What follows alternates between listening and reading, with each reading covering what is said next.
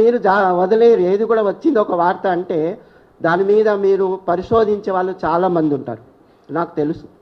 కాబట్టి అలాంటి పరిశోధన మీరు కూడా మొదలు పెట్టండి. అలాంటివి ఏవైనా ఉంటే బయటికి తీసుకురండి. లేదు మీ ప్రాంతాల్లో ఉన్నటువంటి సెలెక్టెడ్ వాళ్ళు ఉంటే కూడా మీ ప్రెస్ మీద మొత్తం దేశమంతా ఉంటుంది.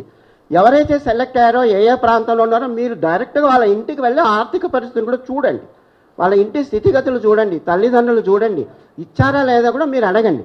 వాస్తవాన్ని బయట పెట్టే వాళ్ళు నిష్పక్షపాతంగా ఎలాంటి ప్రలోభాలకు లొంగకుండా విషయాన్ని బయటికి తీసేవాళ్ళు మీరు. కాబట్టి ఈ వారంలో జరిగిన పరిణామాల మీద కూడా మీరు మర్చిపోకుండా చేయవలసిందిగా కోరుకుంటూ, మా పాపకు 46వ ర్యాంకు వచ్చినది.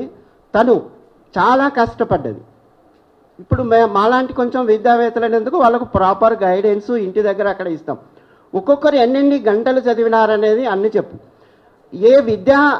ఈ పోటీ పరీక్ష సంస్థలు ఏవైతే ఉన్నాయో సెలెక్ట్ అయిన వాళ్ళందరికీ పిలిచి సన్మానాలు చేసి పొగిడిన వాళ్ళే ఈరోజు అమ్ముడుపోయినారు, అమ్ముకున్నారు, కొన్నారు అనే ప్రచారంలో వాళ్ళు కూడా వచ్చేసారు. కాబట్టి వాళ్ళ సంస్థలో పోటీ తీసుకున్న వాళ్ళు, పోటీ పరీక్షలకు శిక్షణ పొందిన వాళ్ళ గురించి వాళ్ళకి తెలుసు. ఒక విద్యార్థి పోటీదారుడు ఏ విధంగా చదువుతున్నాడు, ఏ విధంగా ఉన్నది, ఏ మాత్రం ఉన్నది అనేది వాళ్ళకి తెలుసు. కాబట్టి వాళ్ళు సెలెక్ట్ అయినారన్నప్పుడు వాళ్ళు చేశారు. చేసిన తర్వాత మళ్ళీ వాళ్ళే అంటే పొగిడిన నోటనే తిట్టుడు అనేది. కాబట్టి ఇది ఎంతవరకు సమంజసము? నిజంగా లోపభూయిష్టాలు ఉన్నాయి జరిగినవి అని అంటే అందరూ కూడా మనం దాని మీద బయట పెట్టవలసిందే. మేము కూడా ఈ విచారణకు సిద్ధంగా ఉన్నాం. ఎక్కడికి రమ్మన్నా వచ్చేస్తాం.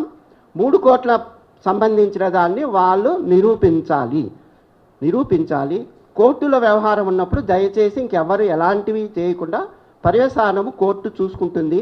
దాని మీద మనం న్యాయ వ్యవస్థ మీద మనం అందరం నమ్మకం ఉంచి శిరస్సు వంచి వాళ్ళు చెప్పిన దానికి మనం పాటించి నడుచుకోవాలి.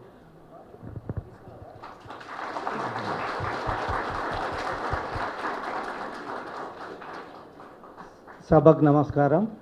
నా పేరు జంగారెడ్డి. మా అమ్మాయి 159 ర్యాంకు. మీడియా మిత్రులకు నమస్కారం. ఈ వారం రోజుల నుంచి జరిగే వ్యవహారం మొత్తము ఇప్పుడు పొలిటికల్ వాళ్ళు చూసుకోవాలి, కానీ మన విద్యార్థులను నాశనం చేయొద్దు. ఇది వాళ్ళకు భవిష్యత్తుకు బాటలు వేసేది కాదు. ప్రతి ఒక్కసారి ఆలోచన చేసి మీడియా మిత్రులు కానీ ప్రభుత్వం కానీ ఇప్పుడు ప్రతిపక్ష పార్టీలు వాళ్ళు చూసుకోవాలి, కానీ మనకు ఈ మూడు కోట్లకు ఎన్ని సున్నాలు ఉన్నాయో తెలియండి. మాకు 3 కోట్లకు ఎన్ని సున్నాలు ఉన్నాయో మాకు తెలియదు ఇప్పటికీ. అటువంటిది 3 కోట్లు ఇచ్చి ఉద్యోగాలు చేయవలసిన అవసరం ఏముంది? మేము ఏదో వ్యాపారం చేసుకొని బతకగలుగుతాం కదా. 3 కోట్ల లంచం ఇచ్చే పరిస్థితులు ఉన్నారా? వీళ్ళందరూ ఒక్కసారి ఆలోచన చేయండి. వాళ్ళు కూడా ఆలోచన చేయాలి, పిల్లలకు కూడా న్యాయం చేయాలి. కోర్టును కూడా విన్నవించుకుంటున్నాం. మా పిల్లల భవిష్యత్తును దృష్టిలో ఉంచుకొని ఇక మీరు అందరూ సహకరించాలని కోరుతున్నామండి. నమస్తే అండి మీడియా మిత్రులకు. నా పేరు పావని.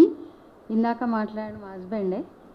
మేమంతా చాలా బాధపడుతున్నామండి. ప్రతి ఒక్కరు 3 కోట్లు ఇస్తే ఇప్పుడు 563 మంది ఎక్కడి నుండి తెచ్చి ఇచ్చారండి 3 కోట్లు? ఇప్పుడు అందరు అన్న వాళ్ళంతా ఇప్పుడు ఇవన్నీ నిరూపించాలండి. మాకు చాలా బాధగా ఉంది. ఇప్పుడు వీళ్ళందరూ అన్నవాళ్ళు ఎక్కడి నుండి తెచ్చారో అవన్నీ చూపించాలి కదండి. మా గిట మరి మీ గిట అందరికీ నిరూపించాలి. మా విన్నతి ఒక్కటే, మాకు న్యాయం జరగాలి.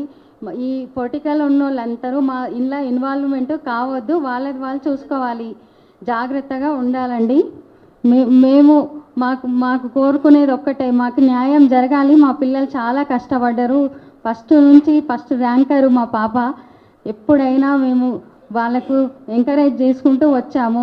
కానీ ఇన్స్టిట్యూట్ వాళ్ళు చాలా ఇబ్బంది పెడుతున్నారు. ఇప్పుడు మళ్ళీ రాయించాలి ఎగ్జామ్స్, మళ్ళీ రాయించాలంటే ఏం తప్పు జరిగిందండి? ఎక్కడ జరిగిందండి? 5 months నుంచి ఏం చేశారో వాళ్ళు అడగకుండా జడ్జిమెంట్ రాగానే ఇప్పుడు ఎందుకు ఇవన్నీ మాట్లాడుతున్నారు?